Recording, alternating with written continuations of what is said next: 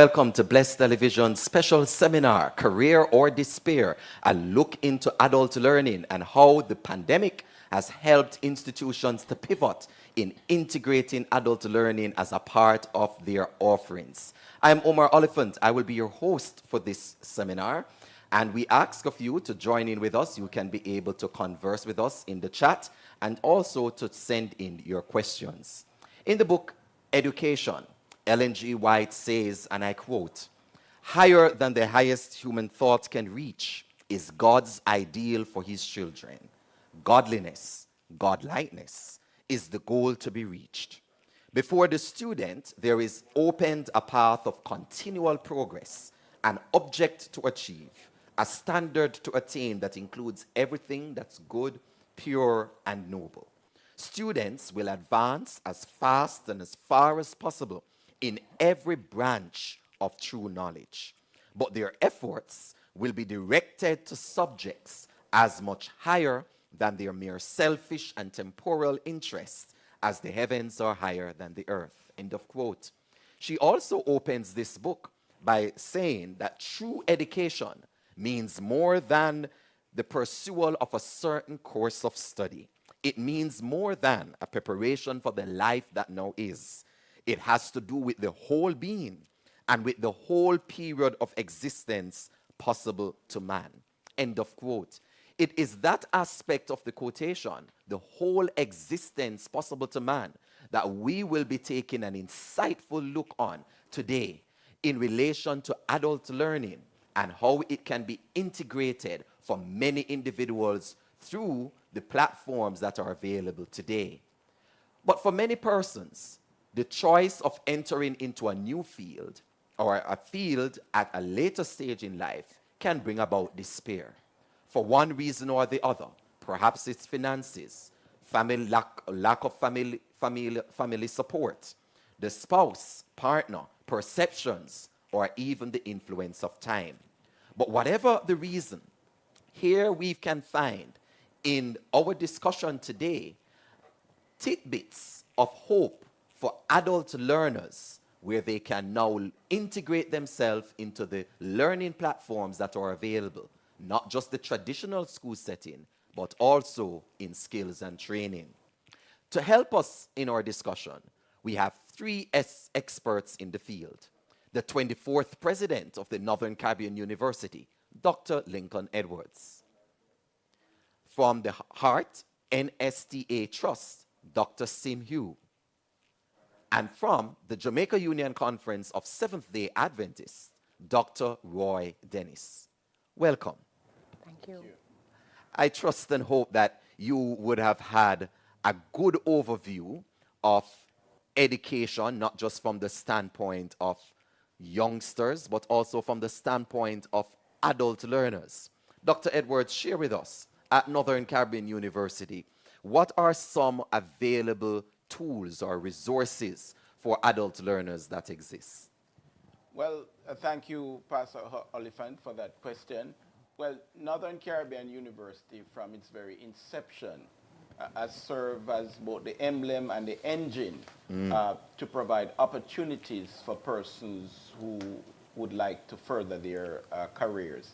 And so we have a variety of options. For example, one of the things we have done, the traditional entry requirement is 5 CSEC subjects or GC subjects, but now we have factored in the work that people have done, prior learning and the work that they have done, and so credit can be assigned to that as part of the entry requirement, so that persons, even if they don't have the 5 subjects initially, they can use their experience to enter into Northern Caribbean University, and that gives them opportunities. Of course, we have the online capabilities that allow adult learners, other learners to really participate.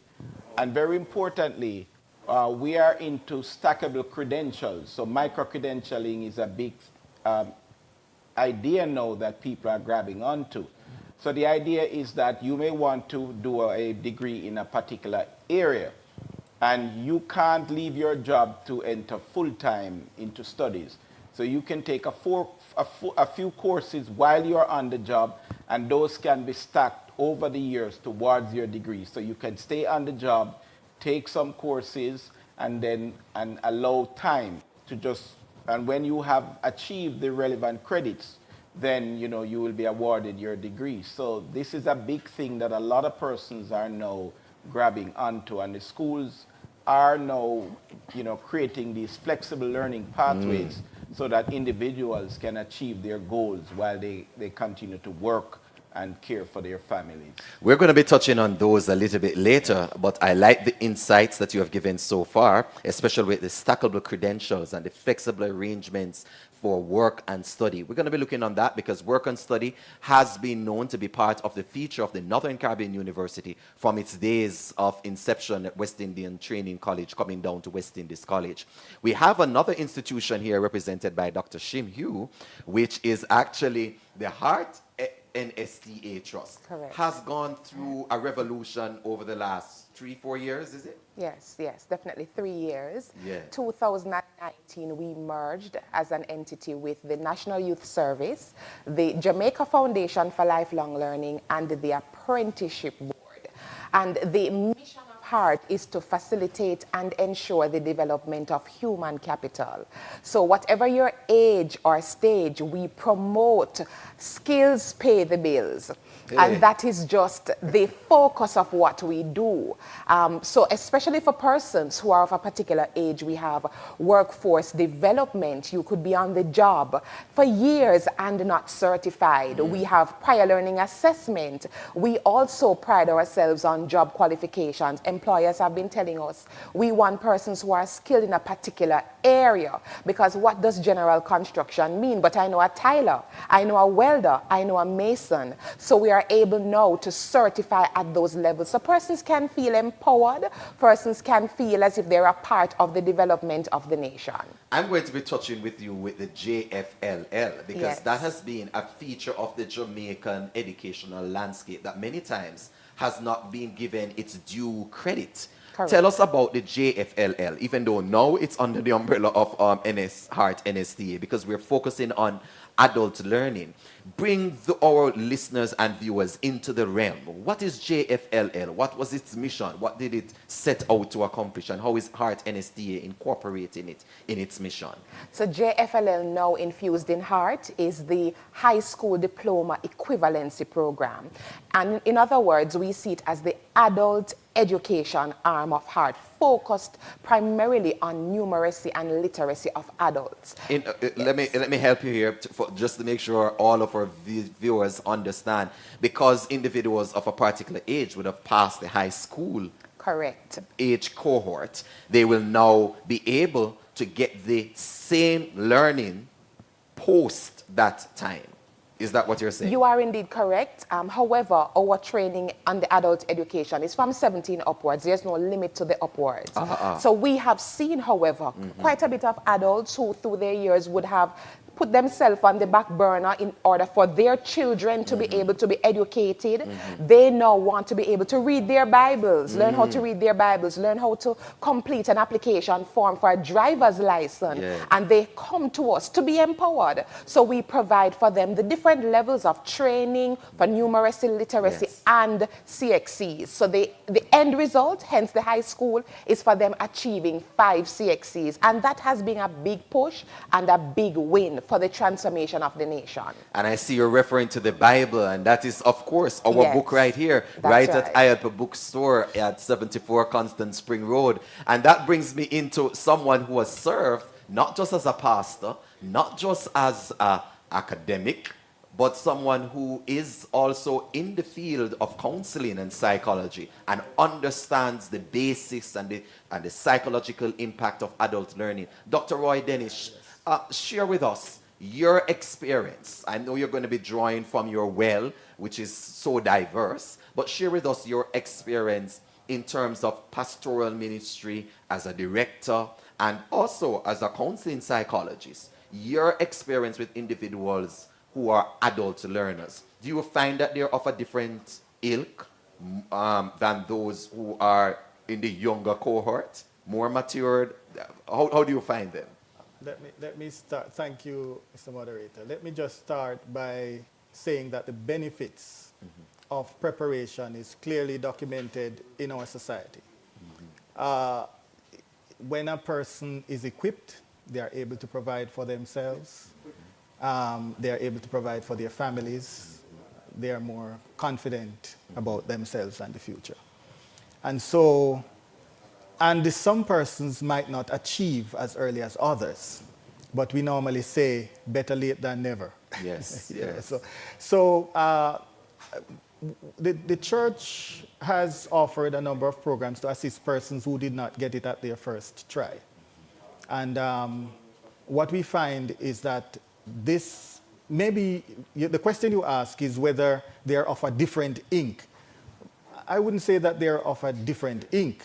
As a matter of fact, we have had programs for adults, and we find that persons who did not get the C-sec at their first try, sometimes they are even quicker out of the blocks when they are more mature. Okay. For example, we have had the programs where persons would do 5 or 7 subjects within 1 year. And we had a similar program at the Sydenham Church, for instance. And there were individuals who were able to do 5, 7 C-sec subjects in 1 year, and they are successful at them. So persons are able to do well as they settle down in life if they're willing, if they want to achieve, if they're willing to learn. And so the church offers that opportunity for them to do well. We're so very happy when we hear about the church's integration of literacy and numeracy. And we recognize that that is an integral aspect of it.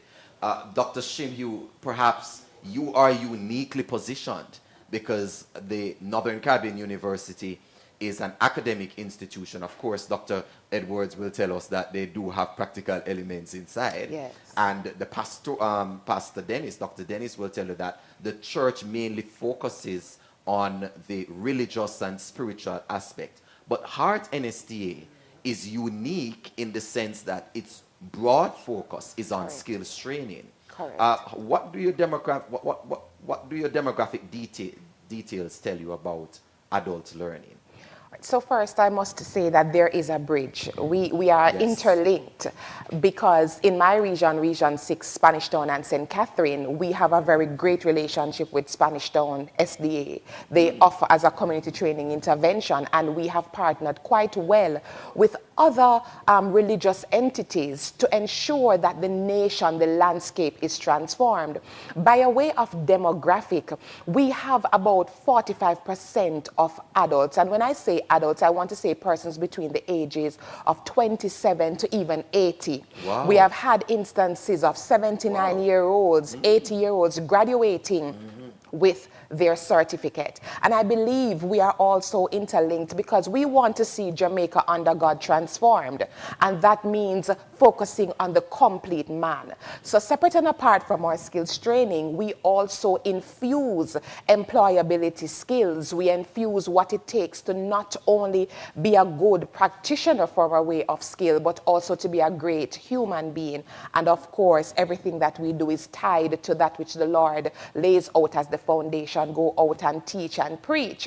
We have seen that the adults are more focused. Those who have started their journey at a later date are more focused, more diligent, more determined to prove the narrative wrong. You know what I did not dash away? Hey. Right. They are determined to ensure that they come out on the right side. And at heart, we want to say that we give a hand up and not a handout. Ah, I like that. You're giving us some gems. At Heart, we give a hand up, not a handout. And earlier you spoke about skills pay the bills. Correct. And it's very real because Dr. Edwards, when I was growing up, when individuals were asked what they want to be in life, pastor, it was never a pastor. It was always something like being a lawyer and a doctor and a whatever have you. But now we're seeing society understanding that there's a shift in the paradigm, that learning is not just in relation to the intellectual in terms of IQ, but we are now seeing individuals coming in recognizing that the skills are important. The mechanic is even important. The hairdresser is even important as the teacher and the doctor. How is Northern Caribbean University helping in this shift of focus from just mere academic to skills training, as Dr. Shim-Hue has noted? Well, you know, as technology advances, you know, many traditional jobs will no longer exist in the future because artificial intelligence can do those jobs. And so people have to be aware of those, but there will always be the need for skills, you know, certain skill sets. So we have formed what we call VT, the Vocational Empowerment and Educational Training Institute, that will allow persons who need specific skills to acquire those through VT. And we have also had discussion with HEART to forge partnerships that will allow some of the training to take place that HEART normally does take place at NCU. For example, in the area of technology, we are well known in that area. And so, for example, when COVID-19 impacted us, we partnered with the ministry to train teachers in the public education system how to offer their lectures online. And so we are partnering with different institutions now so that technology can be a part of what people do. So again, as I said, through VT, we are able to empower people with specific skills, digital animation and those things. Also, there's an opportunity for adult learners who are not technology savvy to apply to NCU to learn these, to get certified in specific courses that will help them to better understand the technology. So we are rolling out at NCU a number of courses that are specific to the needs of persons in the society. So as long as we know what people want, our duty is to provide it at NCU, and we're partnering with the churches and with other institutions. It wasn't so long ago, one church member said to me that, we need the young people who are even adults who work with us in the media center to be certified, because they are helping, they are doing, but they are not certified. So we now want to develop those courses so that they can be certified, so that when they go out, they have that sense of pride and accomplishment. And as I mentioned, we are partnering with HEART. There's discussion so that together we can empower the Jamaican people.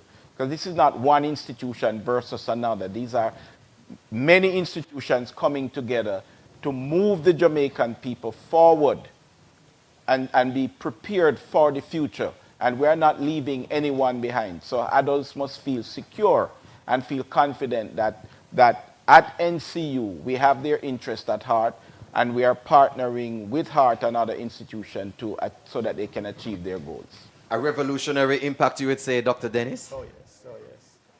The church partners with various institutions to provide education. The Seventh-day Adventist Church is largely about education, while there are some denominations that might focus more on the emotions, and emotions are important. But if you should categorize the Seventh-day Adventist Church, you would say it's a church that focuses more on the rational and than the emotional.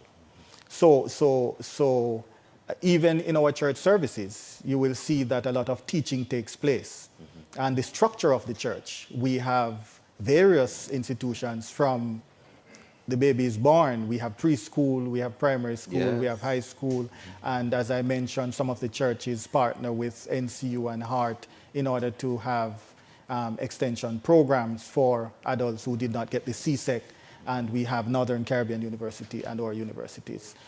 So our philosophy focuses on preparation for the whole man and for the whole period of existence available to man. So as long as we are alive, we are learning. And as long as the church exists, we will participate with every institution and entity that is focusing on building the mental, the physical, and the spiritual capacity of man.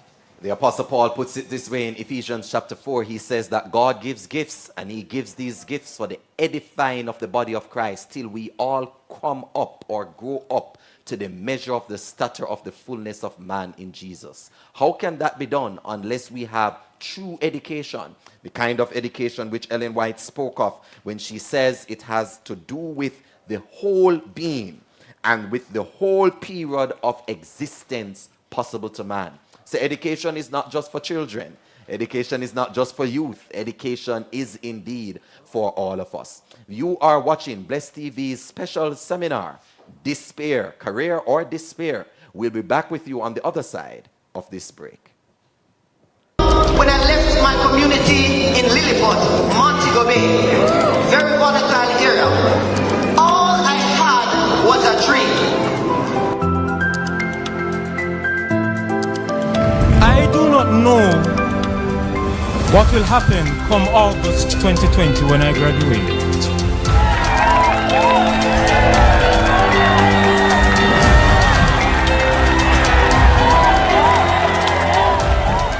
But from I stepped foot on this campus in spring 2016, God has been with me. Some of you will finish in 4 years like our time. Some of you will finish in 5 years, and some of you will be there. But listen, your story is your story. Own it, live it, breathe it. No one ever can tell your story. No one can struggle like you, and no one will bask in your success like you.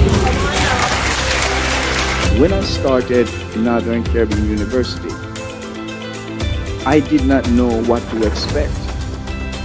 I did not know who to contact. I did not know where to go. But all I needed to do, in my heart, I knew that I needed to do that, and that is to be there on the campus of Northern Caribbean University.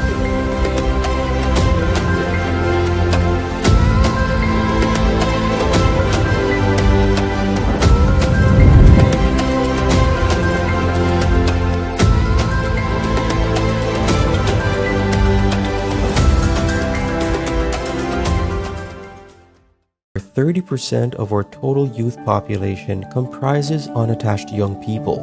That's an alarming number that we are aiming to reduce with the help of the IADPA Mentorship Initiative. 5 years ago, you could catch me smoking and drinking at any hours of the day. Being in state care, I lacked some guidance that I really needed.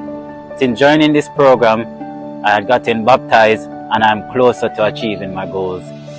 The West Jamaica Conference's IADPA Mentorship Program is an initiative that seeks to target at-risk youth by pairing them with trained mentors to positively impact their lives. Have you selected the mentorship coordinator for your church so that you can benefit from the district level training? Start the process now. Get involved. For more information, send us a WhatsApp message at 876-853-4705 and follow us on Instagram at IADPA Mentorship as we empower youth and engage society for the building of a better nation.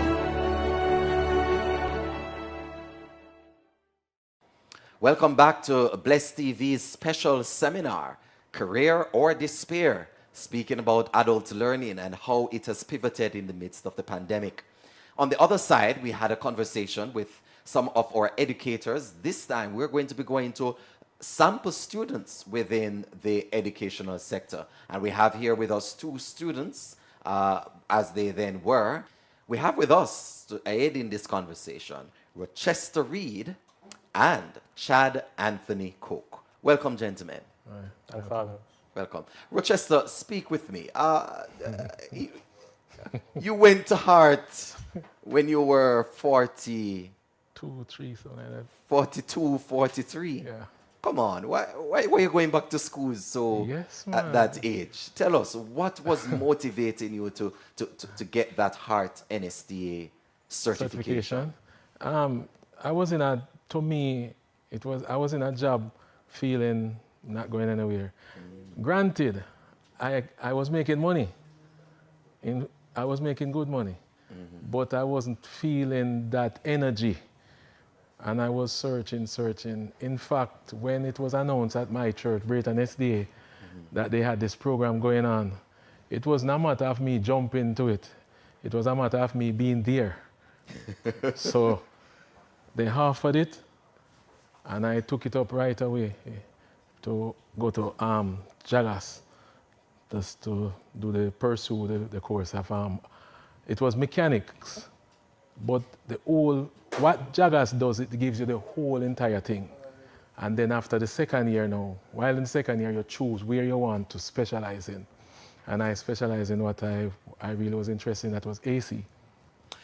Let's backtrack a little. You said you were in a field before. Yes. Because many adult learners are either already in a field or they're out of a field. Yeah. What is it that, which field were you in? I was a taxi operator. Oh, you were a taxi operator. Yeah. And how was that for you? It was good, man. At first? Yeah, it was good because it's not the taxi operator you see on the road here now. Oh, bless the Lord. It was the proper driving. Yes, man. The proper Yes, man. It wasn't taxi operators. What they have now kind of make me feel embarrassed. You feel embarrassed to say you were a taxi driver? Yeah, yes. And so you wanted more for yourself? I wanted more. And I noted that you said that you were making a lot of money. Normally, individuals' money is a very good consideration for them in a position. Why would you want to give up what was sure for perhaps what would have been unsure? Because of the era that I was operating taxi in and the environment. I was in the Spanish Town area. Yes. And I wouldn't want to go any further than just All in right. the Spanish Town area. And so at that age and stage of your life, you pivoted into a new era. Did you have any fears? Did you have any drawbacks? I had not fear, I had a bit of doubt of how I would manipulate in the system. Going back to school, and it's not that I've never been to school before. Yes. But going back to school and then the age factor, and I was questioning myself and, my age, going back to school, and the age of those I would encounter at the school. Right. And the teachers, how they would react to me as an adult. You might say, but they are there to help you, to facilitate you. But then at your age, you're looking at, I'm an adult, and I might meet up with a few teachers who are younger than me, which I did. Wow. And in fact, I met a guy who I went to school with, who was a teacher at the school. And it was good.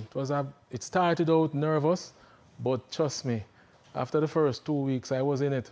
But that's a lot there that you have just said, a lot of compartmentalization and analysis that goes in. What helped you to get over it and to say, all right, I'm going to do it in spite of? I had a wife who was a teacher. I have a wife who is a teacher. Yes. I have 2 daughters who, when she comes home, they are teachers. Oh, support system. So the support system was great. In fact, when I finished school in the night, because it was evening at Jagas, and my wife had already segmented a spot in the dining room away from everyone, and that is where my second class study would be. And she would go over with me and help me and tell me. And from that, and I had friends at church who maths was a problem with me. Okay. So I had 2 friends at church who were in the banking system, and they're good friends of mine. So I went to them and asked them, and Sabbath evening, it was my class upstairs with them. And now it's history, because now you are AC operator. You help to service ACs. What else do you do? High quality auto AC. And high quality. And split unit maintenance. Yes. Okay. Install, repair. I'm sorry we don't have enough time or maybe units for you to demonstrate that for those who are watching. Yeah. But maybe they can touch bases with you.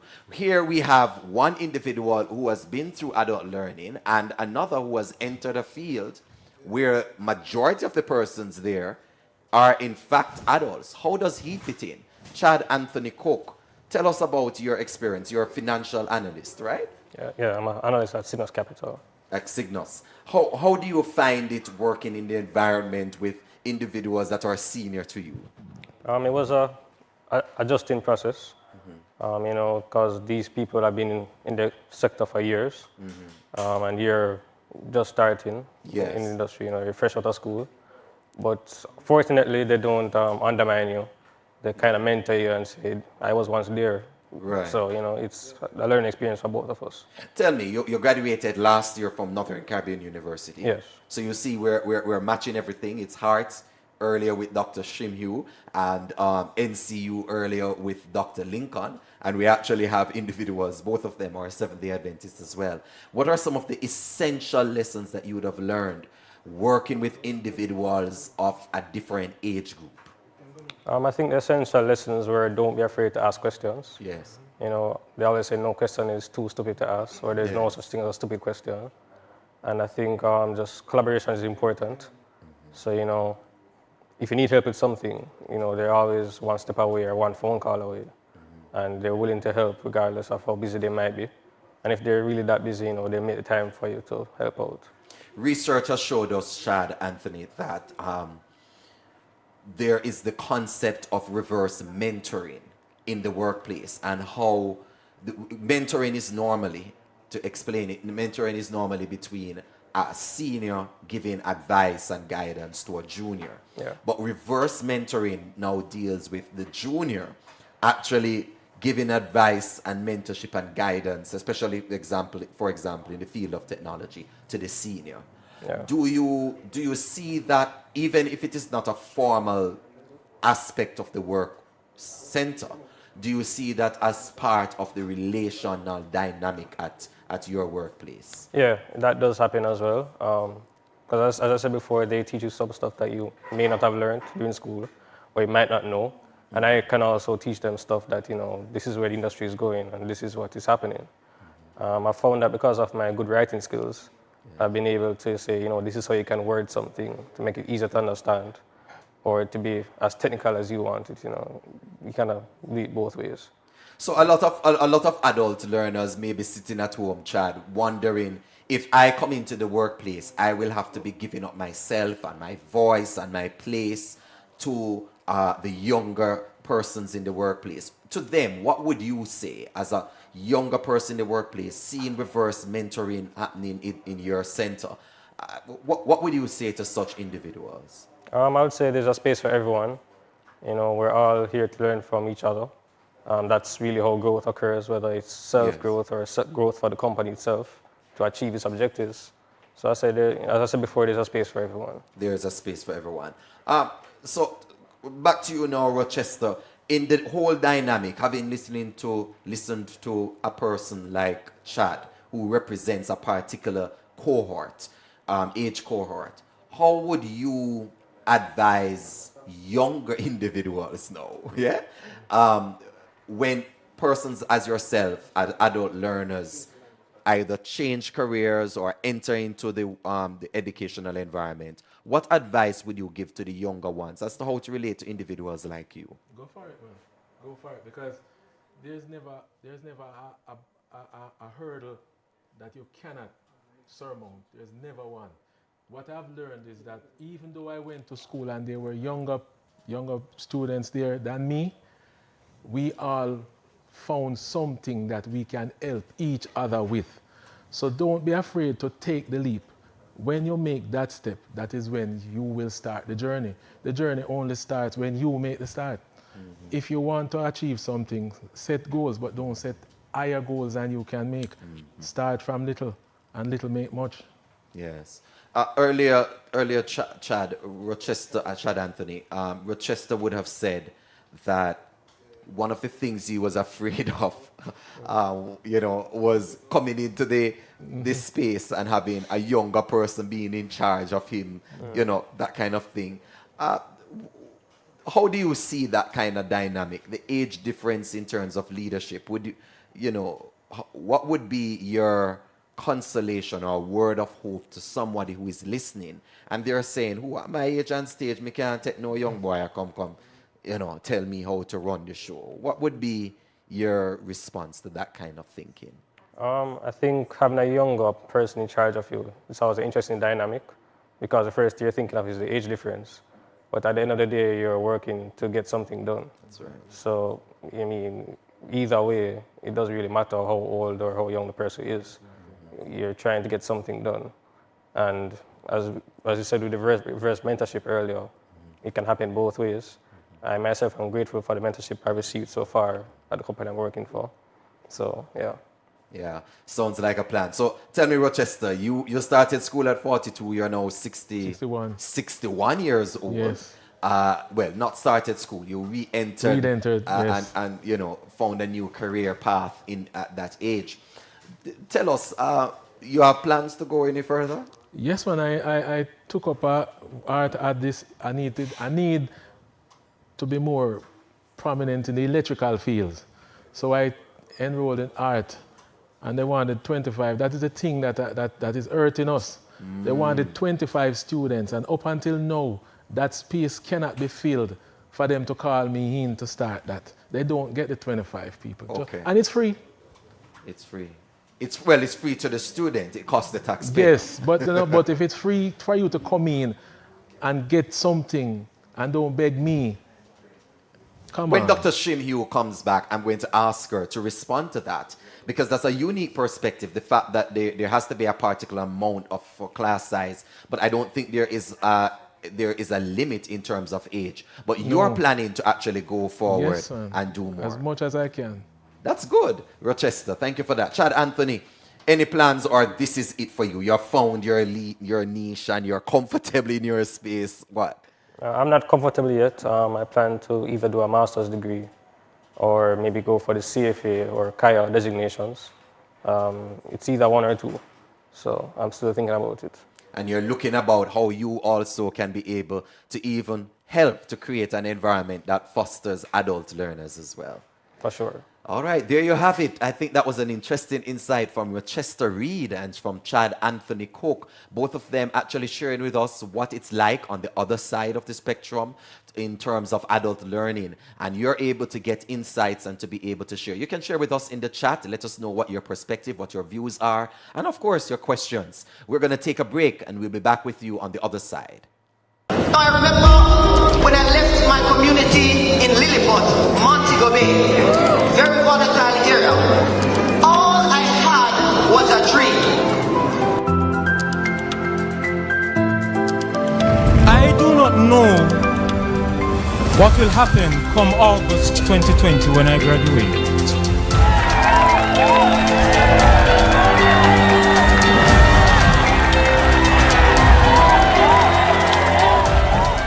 But from I stepped foot on this campus in spring 2016, God has been with me. Some of you will finish in 4 years like our time. Some of you will finish in 5 years, and some of you will be like me. But listen, your story is your story. Own it, live it, breathe it. No one ever can tell your story. No one can struggle like you, and no one will bask in your success like you. When I started Northern Caribbean University, I did not know what to expect. I did not know who to contact. I did not know where to go. But all I needed to do, in my heart, I knew that I needed to do that, and that is to be there on the campus of Northern Caribbean University.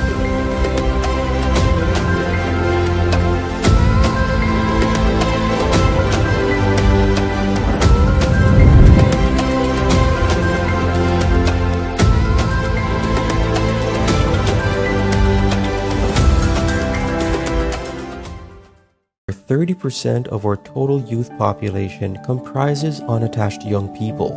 That's an alarming number that we are aiming to reduce with the help of the ICE Mentorship Initiative. 5 years ago, you could catch me smoking and drinking at any hours of the day. Being in state care, I lacked some guidance that I really needed. Since joining this program, I had gotten baptized and I'm closer to achieving my goals. The West Jamaica Conference's ICE Mentorship Program is an initiative that seeks to target at-risk youth by pairing them with trained mentors to positively impact their lives. Have you selected the mentorship coordinator for your church so that you can benefit from the district level training? Start the process now. Get involved. For more information, send us a WhatsApp message at 876-853-4705 and follow us on Instagram at Eyes Mentorship as we empower youth and engage society for the building of a better nation.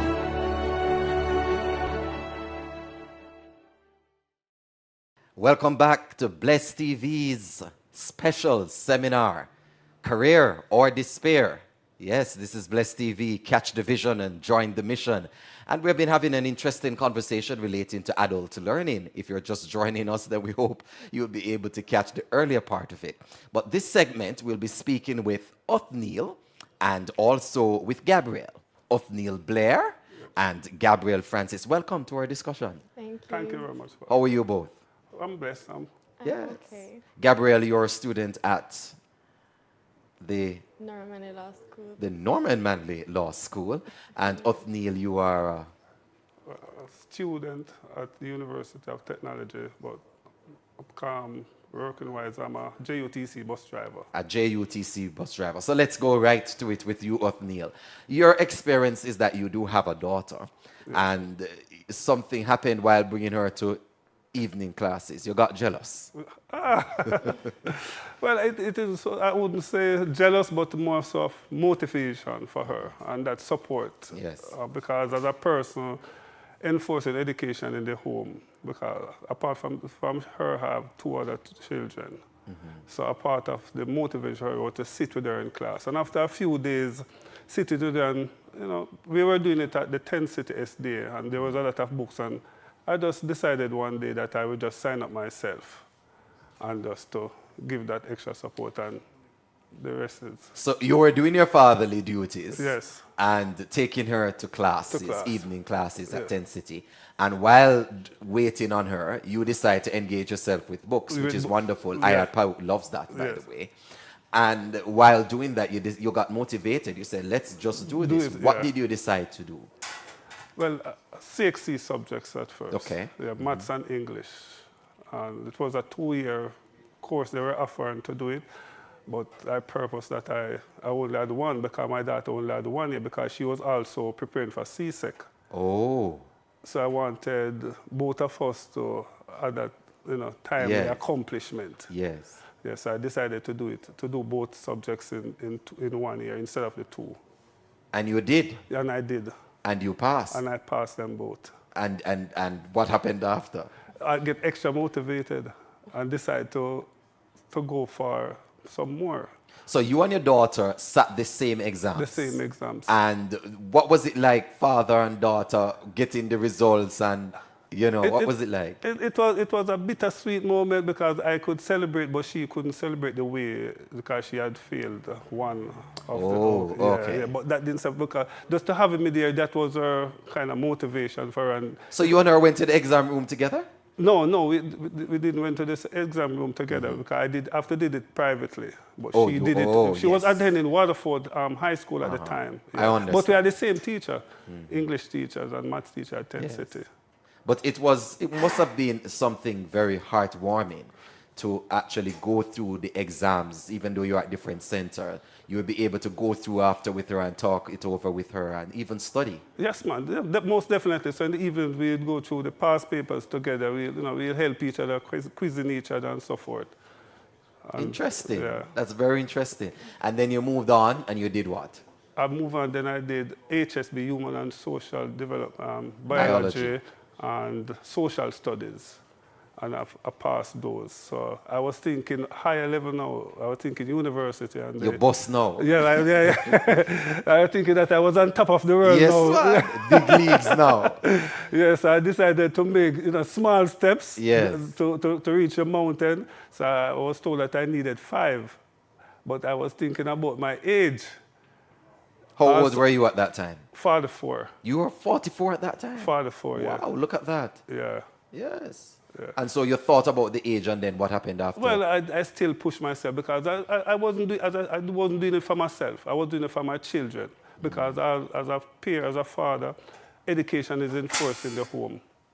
And so to enforce, I wanted to be the best example for them, not only in speech, but in deeds. But that's powerful because that's very powerful. Normally, parents will set the example by ensuring they get the education, make the provision for the child. But here you're saying you wanted the example not just to be about you sending your child to school, but also about you yourself having demonstrated success in schooling. Most definitely. Yeah. Yeah. And today you are enrolled. Yes.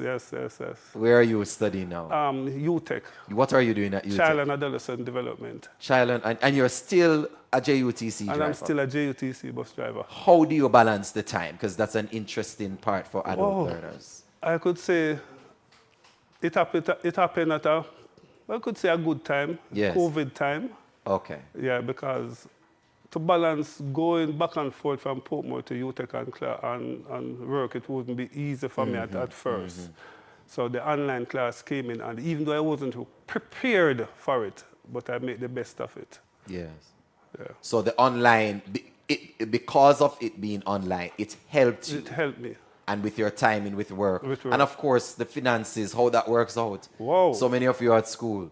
Well, as a sole provider, for a family of 6, that was a decision that was made from going to the... Family of 6, you family said? of 6. My wife... You mean SIX? SIX. And I was the sole provider. You need to slow down there. Some people are watching and say, what did he just say? Yeah, well, I was the only one working because other children were going to school. My wife wasn't employed at the time. Right. So the decision to even go to 10 seater for evening class was actually a sacrifice, because it was something that I wanted to do from a longer time, but because of the responsibility I have, I couldn't see myself giving up, because every hour is very important to me.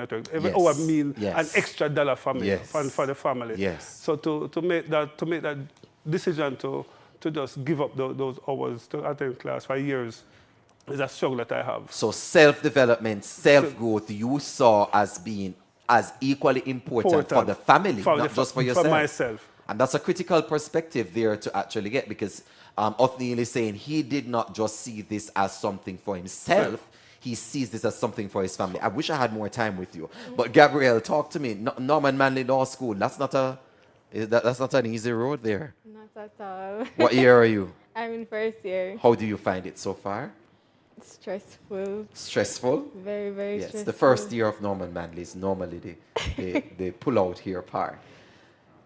So tell me, as a young learner in the academic world, you are amongst individuals who are adult learners at Norman Manley. Yes, I am. You in your group, because I know you have groups. Yeah. Do you specifically have individuals in that group that are older than you are, adult learners who work? Yeah. What's it like? What's the group dynamic like? I mean, they are, and the teachers will point it out, they're normally more driven because they have something going for us, so they have to balance their time more.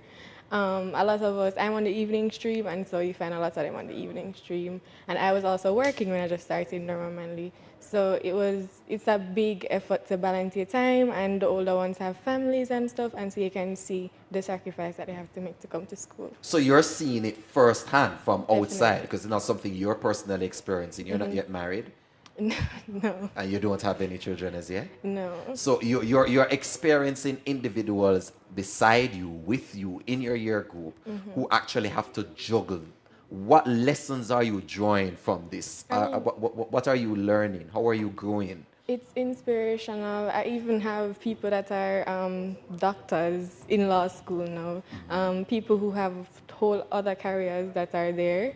And it's just inspirational. You don't give up on what you want and what you hope for, and you don't let age stop you. Do you think that because of this, it will help you? Because you're not yet in the work world. Do you think that this experience of working with other individuals who are older than you will translate into better relationships or not when you get into the workplace? It will, because the work dynamic is going to be the same with older, younger. Right. So you get to see their perspective, their views on things, and just help, because they're not much different than us, the age. Despite what people might think, you learn to live and learn from each other. So walk me through, Gabrielle. What are two things that stand out for you, or how would you and your colleagues actually help with adult learners being, making the process smoother for them, given all the demands that you have? Because you do have group projects and so forth. So in evening stream, we tend to be very cohesive. We're very together. We take notes for who have to miss class. Okay. We fill them in. Oftentimes, yet there are people attending class from their cars, driving home. And so you try to help them, try to, apologize for them if they miss class, and just keep them abreast. I like that, because the study of law is so time consuming. It sucks you up, really. And for them to actually have this major aspect of their lives together with their family, professional lives, and having you as younger learners as support system, I think that's a very good thing to continue. Definitely. And it will help you later on. You plan on doing further studies, or after law, you don't want to do any more reading? I don't have it in mind right now, but I'll see. Yes, because law really takes up a lot. Yes. It does. Yes. So talk to me now, Sir Blair. Yes. The Seventh-day Adventist Church's role in all of this. How do you see, has your perspective of ministry and the mission of the church changed because of the impact of these programs at Tent City and Waterford? I wouldn't say changed, but more enforced. Okay. I always believe in the mission of the church with education. Yes. And but it just was more enforced because of, previously I asked a question about financing. I must say thanks to the church family, individuals and the church at Brayton and a whole for their support. And also Central Conference, the WHEEL program, they also help with finances in me going to make it possible for me to, to accomplish my dreams. Gabrielle, I see you nodding your head there while Updeal was speaking, because it seemed like it's resonating with you, the church's role. Is that so? Yeah, I definitely receive financial and emotional support from my church family. The emotional. Talk to me about that, because I'm going to be having the final segment with Dr. Roy Dennis, Dr. Shim-Hue, and Dr. Lincoln Edwards. And I want us to focus on a lot of the points that you would have brought out. How has the church helped you emotionally? Because many times we speak about the church and it's about Bible study and prayer, and I'm not negating those things are important, but the emotional aspect is not always heard of. I mean, they're not necessarily mutually exclusive either, because prayer is emotional support.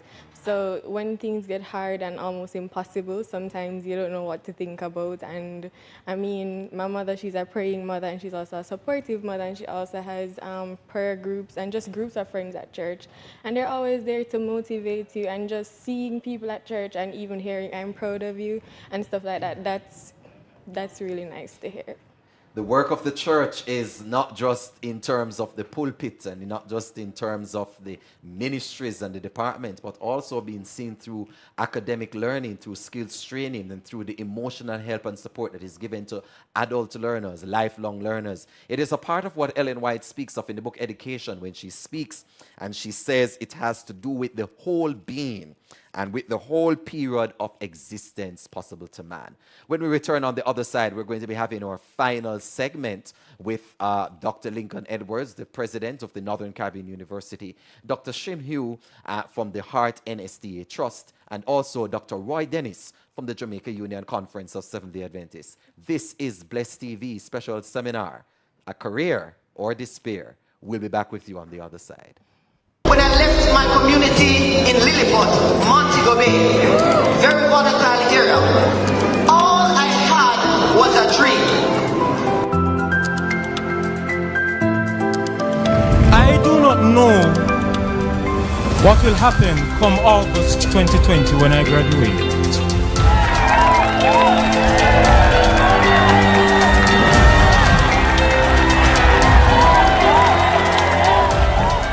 But from I stepped foot on this campus in spring 2016, God has been with me. Some of you will finish in 4 years like our time. Some of you will finish in 5 years, and some of you will be like me. But listen, your story is your story. Own it, live it, breathe it.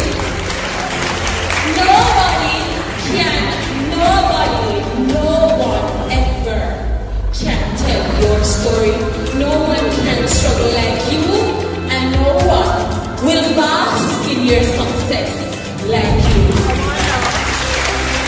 When I started Northern Caribbean University, I did not know what to expect. I did not know who to contact. I did not know where to go. But all I needed to do, in my heart, I knew that I needed to do that, and that is to be there on the campus of Northern Caribbean University.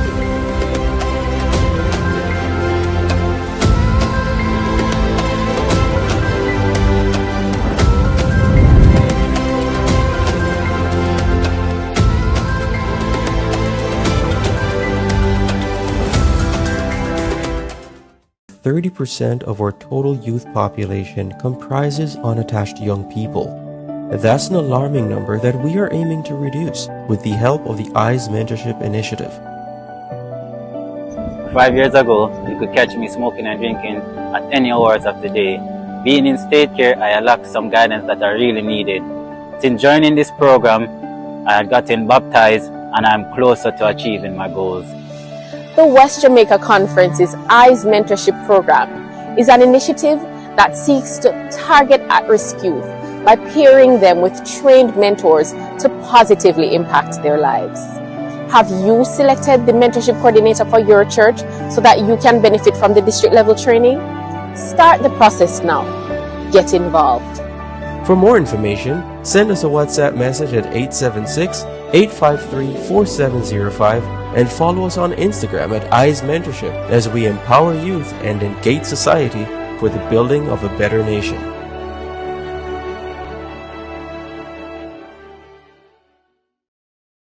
Welcome back, and thank you so very much for your comments. Thank you for your questions. Thank you for your involvement in this seminar put on by the Blessed TV, Career or Despair. And I can tell you, the conversations really have been insightful.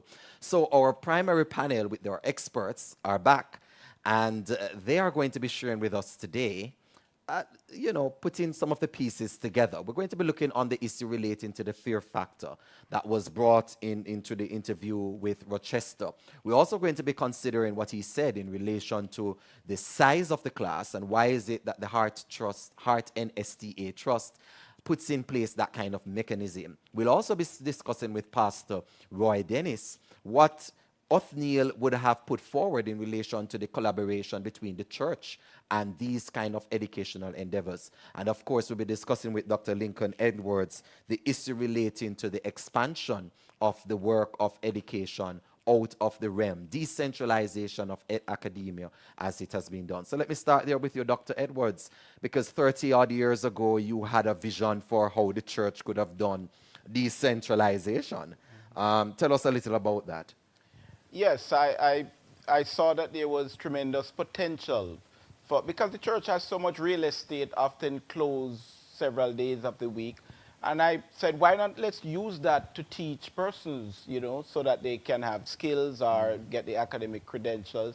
The idea wasn't fashionable at the time. This is in the early 80s. So I went back to my little church in Jones Avenue, and I started to teach maths and chemistry on a Sunday evening and on a Wednesday evening. And these were 2 hours before the services. And the idea was an evangelistic tool, because the community people would come to class, and then right after class, it's time for Wednesday night or Sunday night meeting, so it would be easy for them to stay. And as their teacher, if I invite them, it's harder to say no to your teacher. So that was how we did it, and we had students who passed their subjects, many who struggled with maths in the traditional schools. That was where they passed their maths and their chemistry, and those were the subjects I taught in high school in later years. I was a student at the University of the West Indies at the time, but I gave up my time so that people could benefit from that. So I knew the potential from long ago. So at the Northern Caribbean University now, we have our students who go out and assist students in homework, with their homework so that they can do well. And of course, we have the online learning that people can sign up for and pursue their dreams. So there are many opportunities. And with respect to that age difference, I started dental school when I was 45 years of age, so I know about that. I was teaching pharmacology to the medical students and the dental student at Loma Linda, and I had a lab because I had a grant from the National Institute of Health, so I had to manage my lab, manage the funds they gave me, and I had a graduate student and a postdoctoral fellow to manage. So I was in class with the very students I was teaching. So let's say it's periodontics. We're all sitting there, all 100 of us, taking periodontics. Then when it's time for pharmacology, I would get up and assume my role as a teacher, taught them what they needed to know in pharmacology, and then resume my role as a student. You didn't have any issues doing that? Oh, I loved it. The energy of those young people carried me along. I was their teacher. They wanted to see me succeed. And as someone mentioned before, there's always something you can trade off with people in a group. So I dealt with their emotional issues. So when they had challenges, I was the person they came to. I would listen to them. And so we formed quite a bond. And I had insights about students that I would not have had I not been in that class. I learned a lot about students, sitting in class with them and experiencing that. And I had a family, a wife and 3 children, but you learn to balance these things and to make, to prioritize and to achieve your goals. But as Gabriel noted, and it's something that the studies have in fact shown, that persons who come to the classroom or the educational environment at an adult age, that because of their focus, because of what they have sometimes to deal with, they come in with a greater sense of direction and clarity and motivation to get it right. Yes. And so it's very important that even for individuals who are watching, that we understand that starting learning at any stage outside of the normal block is not something that puts you behind. It's something that actually can propel you forward. And the young people are your friends. They are there to help you. They want to help because they see their parents in you. Is it that Northern Caribbean University would consider, for example, in its marketing and advertising, to change the way or the image or the face of the advertising to also include persons who are of adult learning years? Because majority of the flyers are really geared towards the younger cohort. And that way, individuals seeing their age cohort in it, it can also send a message that NCU is here for us as well. Oh, absolutely. We are prepared to work with the constituency to satisfy the needs of the constituency. Because the adult learning cohort is a very essential cohort. Yes. And that's particularly one of the reasons, Dr. Shim-Hue, that Heart NSTA is moving around the towns in Jamaica with some buses. Correct. What are you doing in buses? Why not stay in an office at AC? What are you doing on buses? Well, we have always been itinerant. We've always been agile and flexible. Hence the reason why we have close to 100 community training interventions supporting the mighty move of heart for nation building. Including Seventh-day Adventist churches. Including, most definitely. And we have continued to pivot based on the partnership. It's about collaboration and not competition. And we've proven that in every facet of what it is that we're called to do. Rochester earlier spoke about the fact, though, that, 25 per, he's waiting, and you listened to his story. I did. And how he has just slowly been integrating. He's so excited about learning, and he's ready to go to the next level. But here comes Heart NSTA, holding him back. Need 25 persons for a class. I want to dispel that myth. that we are not at all. In fact, we are a bridge over troubled waters. So we are about facilitation. The truth is the cost-benefit analysis requires that we have a particular number of persons in a group. We are also labor market driven. And because we realize that a lot of persons may not even be aware about the programs, that's why you've seen us on the road in every social media promoting and so on. There are also other strategies that can be used for him to be certified. And we had some discussions before, but by way of information, prior learning assessment is one. We can come into his workplace as well and have him certified in that space in order for him to be able to achieve another stackable credential. But we do promote having a particular class size. We think about return on investment. We think about the 3% contributors and the fact that there is a cost associated with training. Yeah, but that's borne by taxpayers. You and I can have the conversation about that afterwards. Most definitely. But Dr. Shim-Hue, I want, if somebody is listening and someone is saying, listen, I have spent 20, 30 years in my field. Correct. I don't need to go and get certified. What are the benefits of certification? And then I'm going to make a statement. Excellent. So without a certificate, you don't have a chance. And there may be opportunities that come up that you're able to capitalize on. Plus, we heard Rochester mention that by going to classes with his child, he became motivated. Sometimes it's about achieving a dream. You may not necessarily plan to transcend into that profession, but you've acquired something that empowers. You've shown your family members, your community. So for example, while working at Ebony Park Academy, a heart institution focusing on agriculture, I did crop production level 2 as the deputy manager. Sat with persons 17, 18, 19 for two main reasons. One, so that I could have the experience of being in the training so I can, you know, help to mold and to guide and to shape, and also for self-actualization. Yes. So it's important too. So it's not only about the office and the title and the position. Not at all. Self-actualization. Correct. You know, and I want to plug this in. For those of us who are in the other cohorts, let me tell you, when you get a heart, she's not going to say it, but I can say, when you get a heart NSTA certificate, you're getting money. In countries such as Canada, my brother-in-law has moved from Jamaica to Canada. And I wish I could tell you, Dr. Dennis, the massive stride that he has been making, not just in his family life, but also in terms of finances, by virtue of his heart NSTA certificate.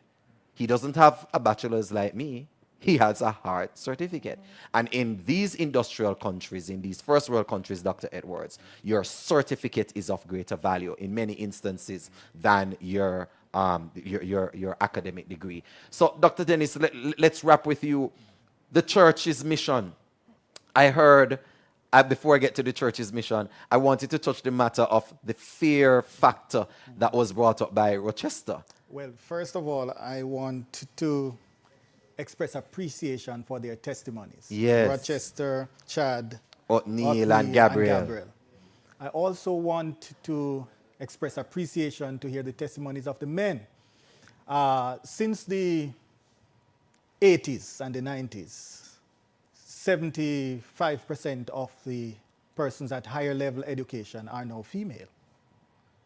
And they are the ones who are inclined to upgrade themselves. So for years, I've been pushing for men to upgrade themselves.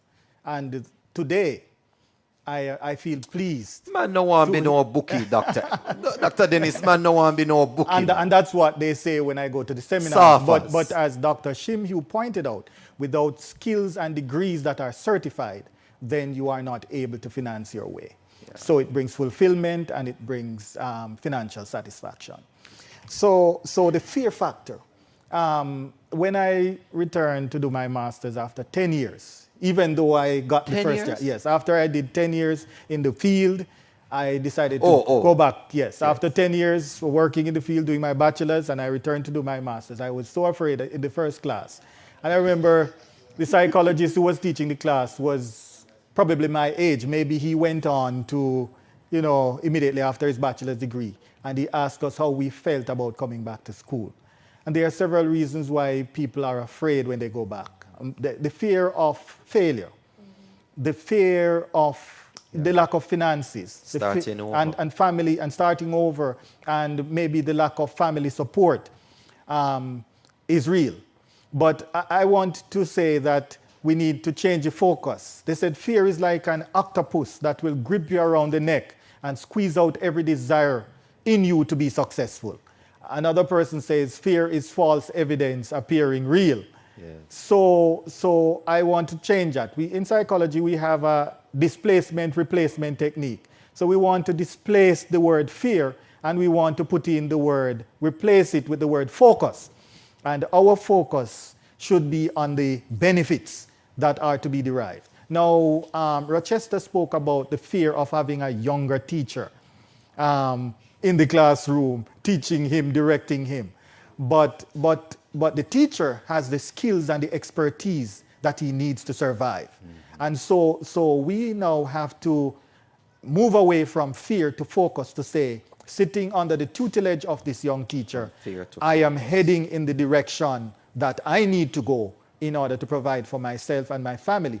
And when I reach a particular age, he's talking about what, being 60 now and so on? 61. That's the time when people start looking back and evaluating their lives. And if at 50, you equip yourself so that by the time you're 60, you're in a satisfying career or profession, when you look back, you don't have to regret all your life. Amen. So that's important. So we're moving now fear to focus. I like that concept that Dr. Dennis is leaving us with, from fear to focus. I want to thank Dr. Dennis, I want to thank Dr. Shim-Hue, I want to thank Dr. Edwards from Northern Caribbean University, from the Heart NSTA, and from Jamaica Union for sharing with us. And also a very special thank you to our 4 testimonials, if you would want to call it, individuals who came and shared with us, Gabrielle and Othniel and Chad Anthony and Rochester, for being with us and for just opening wider the conversation on how adult learning truly can have an impact in the pandemic or post the pandemic era. This has been a most engaging conversation, and perhaps you know someone who right now is struggling to go back into school. Someone who is in fear of actually making the shift from one career path to a next. We hope that you will be able to share with them these key principles that have been given to us today, from fear to focus, skills pay the bills. And of course, as Dr. Edwards has shared, that we can use our church centers, our churches as centers where individuals in the community can be able to gain skills and upgrade themselves. The work of the Seventh-day Adventist Church is much broader than the work that is done on any single day of the week. It is encapsulated in the book, Ellen White's book, the book Education. And in that first chapter, she clearly states what the work of true education is. And it has to do with the whole being and with the whole period of existence possible to man. I want to thank you for joining with us. Thank you for sharing the link. Thank you for inviting others to share in this discussion. And on behalf of all of us here at Bless TV, we want to say thanks to you for joining, and also thanks to our partners, namely the Jamaica Union Conference of Seventh-day Adventists, Leroy Condupa, Peter Ponal, Hose Assembly and Supplies, Carlene Llewellyn, and of course, the IADPA Bookstore, where this recording was done at 74 Constant Spring Road. Until next time, I am Omar Z.D. Oliphant. Walk good.